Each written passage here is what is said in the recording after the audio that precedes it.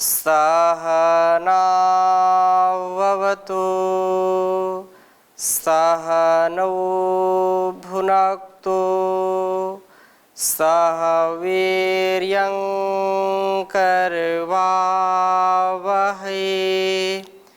तेजस्विनावधीतमस्तु मा विद्विषावहै। ओम शांति शांति शांति।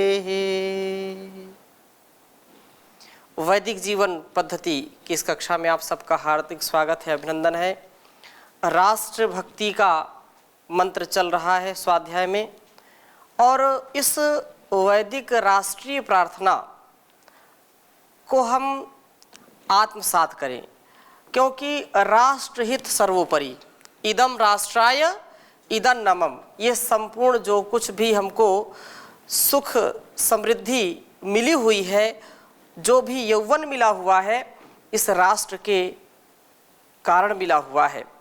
अतः यह जो आब्रह्मण ब्रह्मणो ब्रह्मवर्चसी जायताम राष्ट्रे राजन्यः शूर ईशव्योति व्याधि महारथो जायताम दोग्धिर्धेनुर्वोडा नड्वा नाशु सप्ति पुरंधिर योषा जिष्णु रथेष्टा सभेयो युवास यजमानश्च वीरो जायताम निकामे निकामे नः पर्जन्यो वर्षतु फलवत्यो न ओषधया पच्यन्ताम योगक्षेमो नः कल्पताम। बहुत ही सुंदर ये प्रार्थना है, जिसकी चर्चा हमने पिछली कक्षा में भी की थी। और यहाँ ये विशेष बात है कि सर्वतो महान जो वह परमात्मा है, जिसने इस संसार में हमको जीवन भी दिया है और जगत का सुख भोगने का भी सामर्थ्य दिया है। अतः जिन जिन पदार्थों में से एक राष्ट्र समृद्ध हो सकता है, उनका अत्यंत स्पष्ट निरूपण इस मंत्र में किया है। और कोई भी राष्ट्र समृद्ध जब तक नहीं हो सकता जब तक उसके रहने वाले जो नागरिक हैं वो जब तक पराक्रम को प्राप्त नहीं होते, जब तक उनके अंदर शूरवीरता का आधार नहीं होता है, जब तक उनके अंदर विद्या विवेक वैराग्य का आधार नहीं होता है, तब तक वो राष्ट्र कभी कल्याण को प्राप्त नहीं हो सकता है। जिन राष्ट्र के नागरिकों में चारित्रिक दोष है, जिन राष्ट्र के नागरिकों में ईर्ष्या द्वेष का भाव है, जिन राष्ट्र के नागरिकों में परस्पर प्रेम नहीं है, जहाँ पर विद्या विभूति नहीं है, दैवी संपत्ति से युक्त नहीं है व्यक्ति, तो वह राष्ट्र कभी भी उन्नति को प्राप्त नहीं होता है।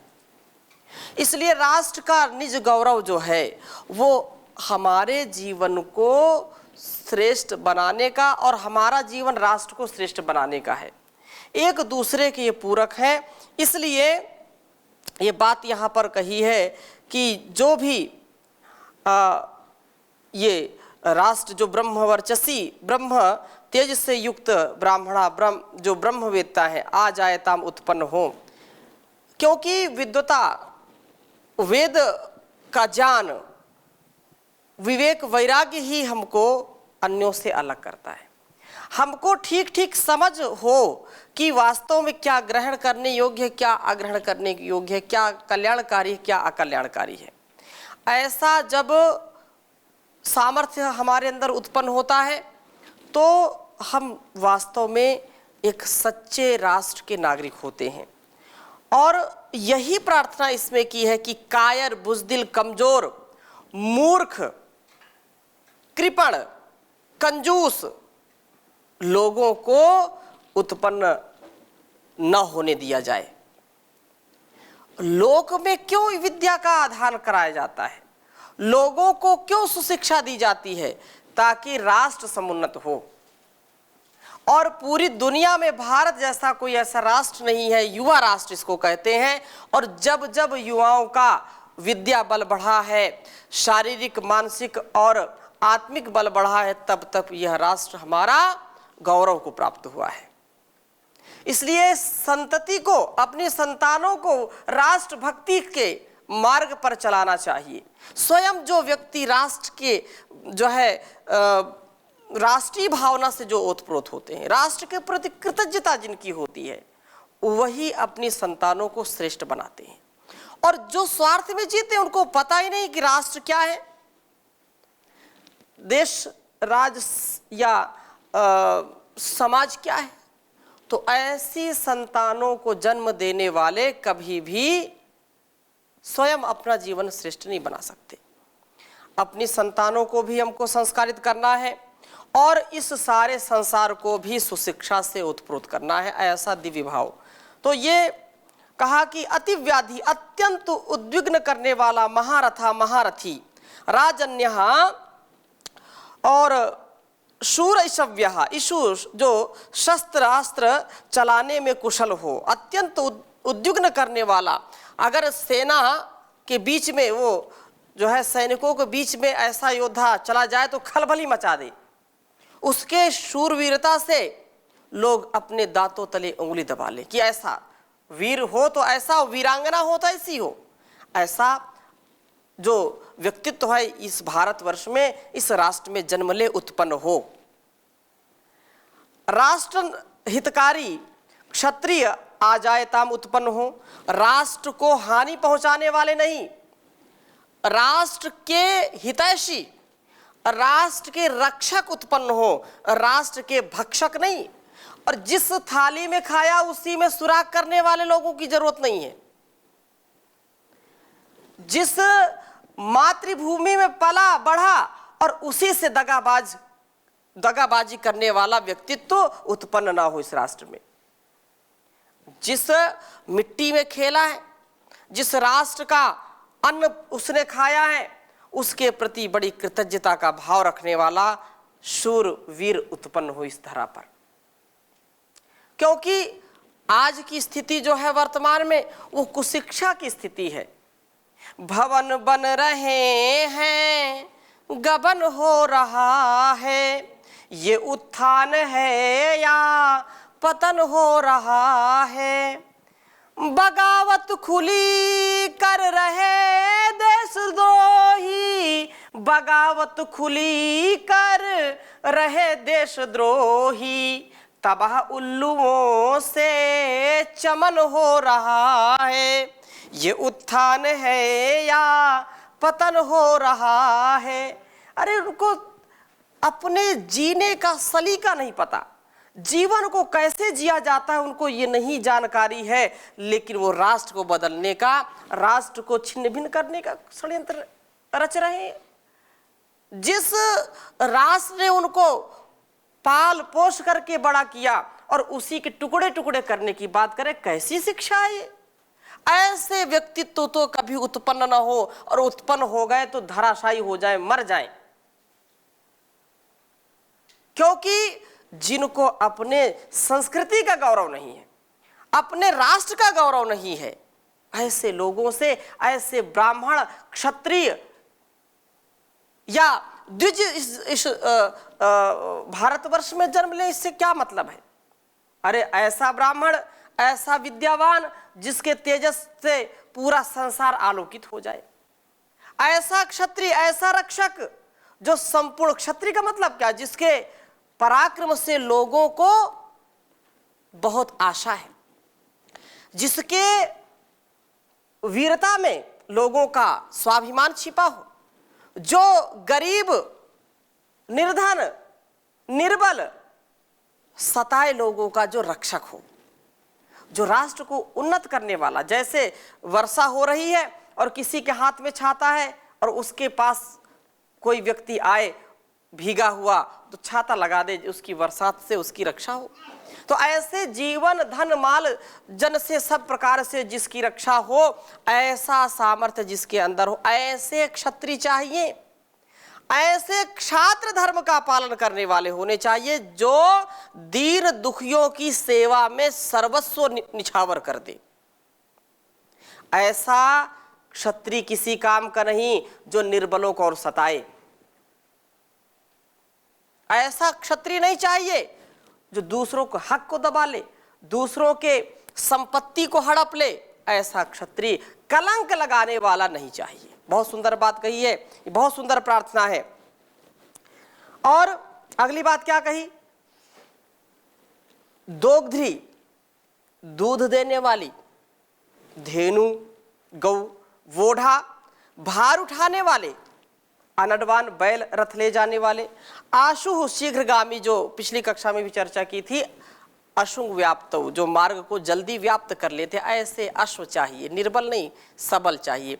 हार्स पावर बोलते हैं, कितना हार्स पावर है, तो ऐसे हॉर्स चाहिए, पावरफुल हॉर्स। कैसे घोड़े? जो बलशाली हो, मार्ग को ठीक जल्दी से जो है व्याप्त करने वाले हों। और यहाँ क्योंकि अब कोई कल्पना करे कि ऐसे घोड़ों की क्या ज़रूरत है, अब तो जो है रोडों पर इतनी वीआईपी गाड़ियाँ दौड़ रही, तो ऐसे घोड़ों की कामना क्या करनी। ये बहुत बड़ा विचार है। जो घोड़े होते हैं या हमारे जो पशु होते हैं, उनके रहने से हमारी जो प्रकृति है उसको भी कोई हानि नहीं है, और वो सदा सर्वदा हमारे हितकारी होते हैं। गाय हो, बैल हो, हैं, बकरी हो, भेड़ हो, अश्व हो, ऐसे ऐसे पशु जो हमारे लिए कल्याणकारी हैं। प्रकृति को भी उनसे सुरक्षा मिलती है और हमको भी उनसे सुरक्षा मिलती है। किसी भी प्रकार से वो प्रकृति के हानि को नहीं, बल्कि उसके उत्थान में ही उनका सहयोग होता है। तो अश्व शक्ति का परिचायक है, जो बैल है वो भी शक्ति का परिचायक है, अनडवान। ऐसे पशु अश्व आशुवाही चाहिए। और पुरंधी, अति बुद्धिमती, नगरधारिका, योषा स्त्री, और अस्त इस यजमानस्य यजमान का जिष्णु, जयशील रथेष्टा, रथारूढ़ सभे या सभ्य, सभा संचालन में चतुर, सभा का भला करने वाला, युवा जवान वीर संतान चाहिए। अरे ऐसा सामर्थ्य है, ऐसा सुख चाहिए, ऐसे सुख से सुंदर सुशील स्त्री, ऐसी पत्नी जो नेतृत्व करने की क्षमता रखती हो, अपने घर को कभी बिगड़ने ना दे, अपने गृहस्थ आश्रम को सदा उन्नति की ओर ले जाए। लेकिन आज की स्थिति क्या है? जब विवाह हुआ तो घर टूट गए, जब तक विवाह नहीं हुआ तब तक माता पिता के पास बच्चा है, सेवा भी कर रहा है, और जैसे विवाह हुआ उसी से फिर खटपट शुरू।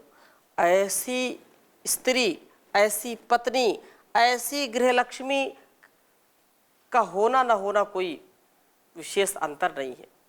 जिसके घर में प्रवेश करने से घर टूट जाए तो इसकी कोई कामना नहीं करेगा। माता पिता या सास ससुर हो, वो माता पिता के रूप में हो।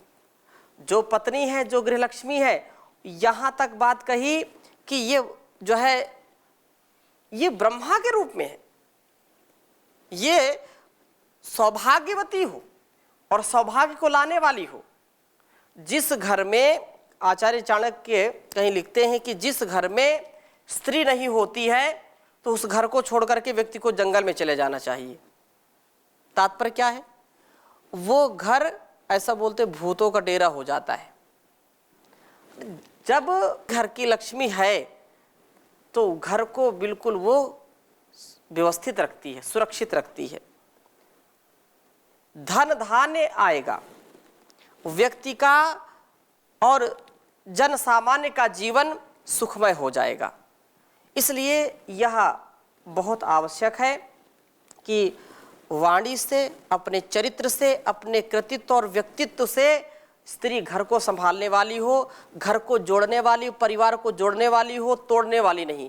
परिवार को छोड़िए, समाज को भी जोड़ने वाली हो, ऐसी स्त्री, ऐसी योषा, ऐसी अस्त यजमानस्य, और इसका पुत्र भी बड़ा बलशाली हो, युवा हो, जो है नौजवान हो, बांका छोरा हो, है वीर बांका छोरा बोलते हैं ना, छोरा और छोरी, ये वस्तुतः संस्कृत के शब्द हैं। छोरा और छोरी, किशोरा किशोरी, किशोर और किशोरी शब्द है।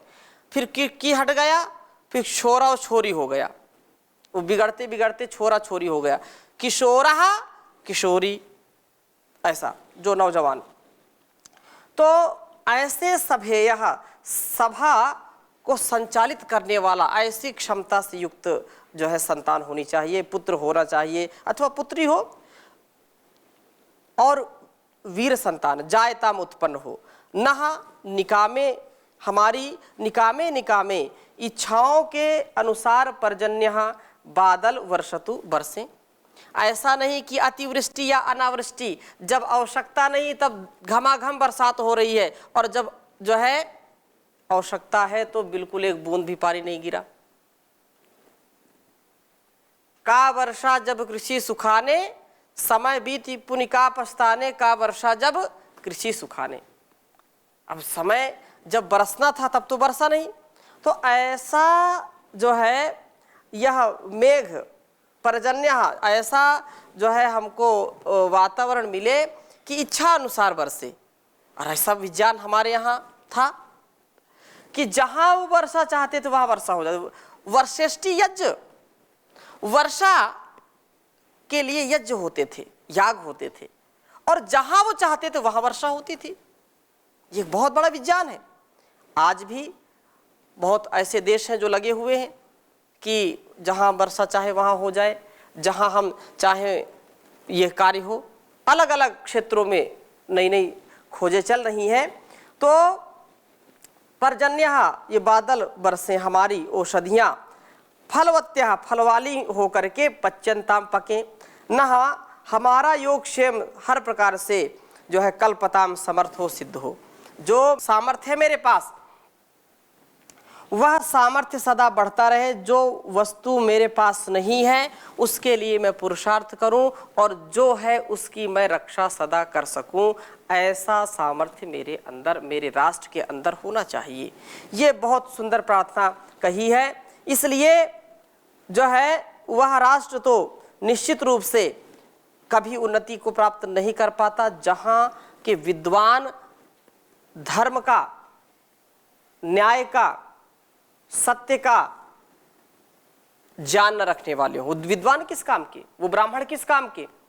इसलिए हमको चाहिए कि ऐसे सभ्य सुशील समाज के निर्माण के लिए ऐसे नागरिक हों जो राष्ट्र की उन्नति में सदा लगे रहें। सकल विद्याओं की शिक्षा देने वाले आचार्य जो है सुव्यवस्थित हो, उनका आचरण, उनकी व्यवस्था बहुत सुंदर होनी चाहिए।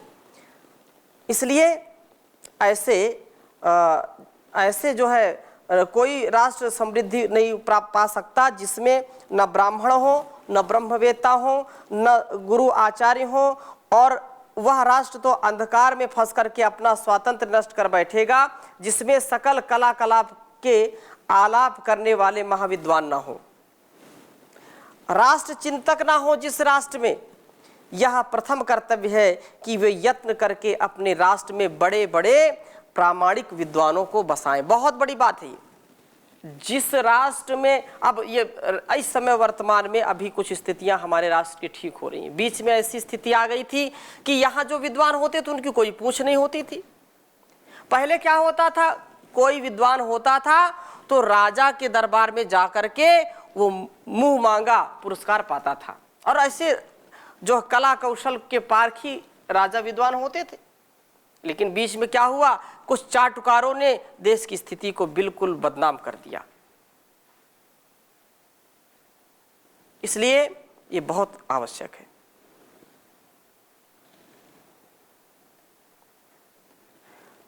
और राष्ट्र चिंतक होने चाहिए।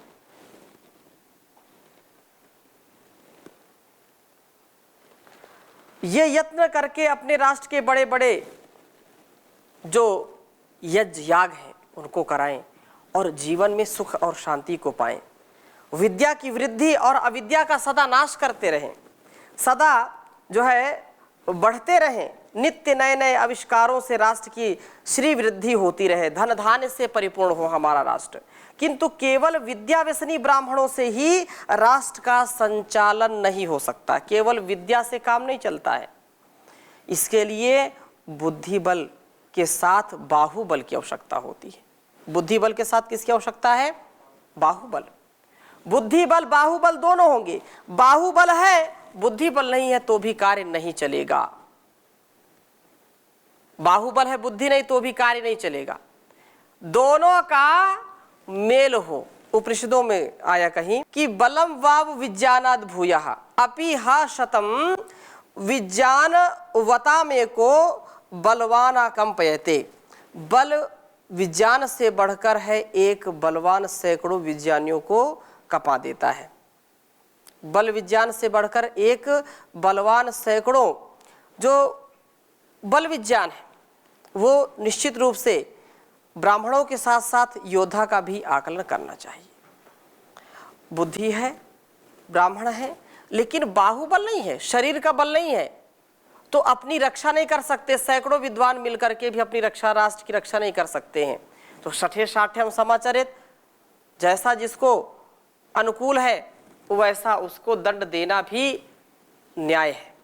समाज में शांति की स्थापना के लिए, सुख समृद्धि की वृद्धि के लिए ये निश्चित रूप से हमको तय करना पड़ेगा कि किसका जो कार्य है, जिसका काज उसी को साजे और करे तो डंडा बाजे। ऐसी कहावतें भी इसीलिए कही गई कि जिसका जो कार्य है वो निश्चित रूप से करे। हाँ, इस बात को हमको नहीं भूलना चाहिए कि सबका सामर्थ्य सब काम करने का नहीं है, लेकिन है भी।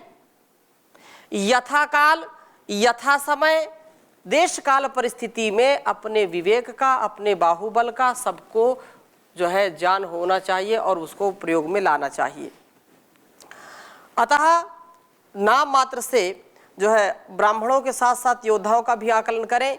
योद्धा नाम मात्र से ही ना हो, वरन शस्त्र व्यवहार में भी निपुण हो, शत्रु को कपा देने वाले महारथी और शूरवीर हो, देश में दुधारू गौओं की भरमार हो, घोड़े बैल यातायात के समस्त साधन हो, स्त्रियां बुद्धिमती नागरी तथा आवश्यकता पड़ने पर नगर तथा राष्ट्र का प्रबंध करने में समर्थ हो, संतान बलवान साधनवान हो, अतिवृष्टि तथा अनावृष्टि और उनके कारण होने वाले दुर्भिक्ष न हो, जब हम चाहें तभी वृष्टि हो, आजीविका कमाने में कोई बाधा न हो, कमाई सफल तथा सुरक्षित हो, धान की त्रुटि ना हो, समय पर सभी जो है सस्ते माने फसल पके। ऐसा ना हो कि सूखा आ गया, सारी फसल सूख गई और इतनी वर्षा हुई कि सारी फसल बह गई। जननी जन्मभूमिश्चा स्वर्गादपि गरीयसी, ये जो हमारी जननी है, जो जन्मभूमि है, स्वर्ग से भी बढ़कर के है। और यही बात यहाँ पर कही है कि हमारा जो राष्ट्र हो, अब है तो हमारा राष्ट्र, ऐसा राष्ट्र पूरी धरा में कहीं नहीं है। जैसा भारतवर्ष का वातावरण है, जैसा यहाँ के व्यक्तित्व और कृतित्व हैं, पूरे संसार में दो चार लोग ऐसे होंगे। मैं किसी का ऐसा अवहेलना नहीं करता हूँ, लेकिन संस्कृति की दृष्टि से, व्यवहारिक दृष्टि से, सामाजिक दृष्टि से, विद्या की दृष्टि से, ब्रह्म ज्ञान की दृष्टि से, त्याग समर्पण श्रद्धा की दृष्टि से संसार में भारतवर्ष सर्वोत्तम राष्ट्र है। इसका हमको ज्ञान होना चाहिए और इस ज्ञान के आधार पर हम अपने जीवन को और इस राष्ट्र को महान बनाने का प्रयत्न करें, क्योंकि यही सबसे उत्तम है। कितने प्रकार के फसलों का, जैसा कहा ना, सुजलाम सुंदर जल वाली है ये हमारी भारत भूमि, सुफलाम सुंदर फलों वाली है, मलयज शीतलाम शस्य श्यामलाम, चारों ओर हरी भरी फसल लहलहा रही है। अनेक प्रकार की फसलें हैं और हमारा जो हिमालय है अनेक औषधियों से युक्त है, जहाँ पर जो है शीतलता प्रवाहित होती है और मंद मंद हवा जब चलती है तो संसार को वह सुख देने वाली है। मलय पर्वत से आने वाली जो मलयज शीतलाम, निश्चित रूप से अजी जी हाँ, यही इसलिए मलय शीतलाम, जो वहाँ से प्रवाहित होने वाला जो वायु है वो मानवीय अथवा सभी प्राणियों के लिए कल्याणकारी है, उसकी आयु को बढ़ाने वाली है। ये ऐसा भारत राष्ट्र, ऐसा जो राष्ट्र है जिस पर हमको स्वाभिमान होना चाहिए, हमारा जिसका हम सभी का यह स्वाभिमान है, अभिमान है, गौरव है। और जो है बहुत ही सुंदर कहा है, जिसको न निज गौरव तथा निज देश का अभिमान है, वह नर नहीं नर पशु निरा और मृतक समान है। कि जिसको अपने भारत, अपने राष्ट्र के प्रति गौरव नहीं है, वह जीते जी समझो मर गया, वो डर गया। जो डर गया समझो मर गया। अपने राष्ट्र की संस्कृति की रक्षा के लिए सतत प्रयत्नशील हमको रहना चाहिए, ये बहुत ही बात है। और यो ना राष्ट्रे स्नेहति ना सा स्नेहम कर तुम जानीते। अरे जो अपने राष्ट्र से प्रेम नहीं करता, जो अपने जो है जिसने जीवन दिया उसका जब वो स्वाभिमान अपने को नहीं बना सकता है, तो he who loves not his country can love nothing. ये ऐसा पाषाण हृदय हो सकता है, सब नहीं हो सकते। जिनके हृदय धड़क रहे हैं उसमें समझो उसका राष्ट्र विकसित हो रहा है। तो ऐसी बहुत सुंदर ये प्रार्थना है, इसकी चर्चा और अगली कक्षा में करेंगे। अभी यहीं पर विराम देते हैं। ओम शांति शांति शांति।